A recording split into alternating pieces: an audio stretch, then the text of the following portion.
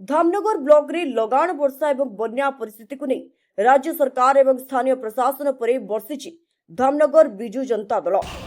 बन्या 3 दिन बीती जाइथिले मध्य अनेक पंचायत रे प्रशासनिक सहायता न पहुंचवा एवं रिलीफ बंटन रे व्यापक अव्यवस्था को नहीं दल पक्षरु क्षेत्र स्तरीय असंतोष प्रकाश पाइछि।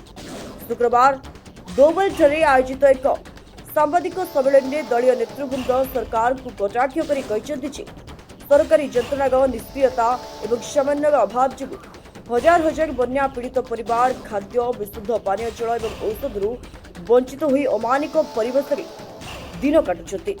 लोके घर द्वार छाड़ी नदीबंध एवं उच्च स्तर में आश्रय नहीं हें सेमानंको पाखरे मौलिक सुविधा पहुंच पारि नहीं।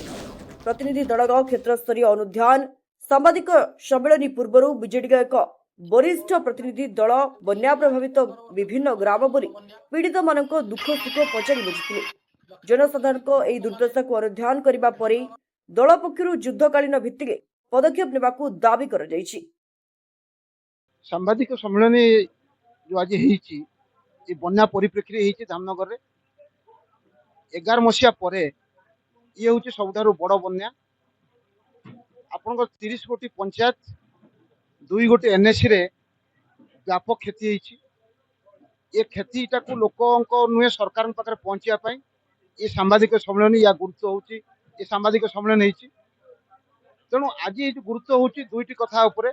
गोटे कथा होछि गणतांत्रिक व्यवस्था रे जो माने गणतंत्र प्रतिनिधि अछंती निर्वाचित प्रतिनिधि अछंती तांको गुरुत्व को ह्रास न करा जाऊ। द्वितीय कथा होछि जे वर्तमान सब चाषी चाष आरंभ करबा आगुरु ए जो बन्या आसिला ये बन्यार जो व्यापक क्षति होईछि जो माने तळा पकैतिले तळा नष्ट हो गला एवं जो तळा वर्तमान मिलिबा कष्ट सरकार तांको सरकारी बिहन बिना मूल्य रे दबा दरकार जहाँ फल गोटे चाषी जे चाष जो उत्पन्न करिवो जे से कष्ट जमी न पाऊ ये कथा हूँ आम द्वितीय दाबी।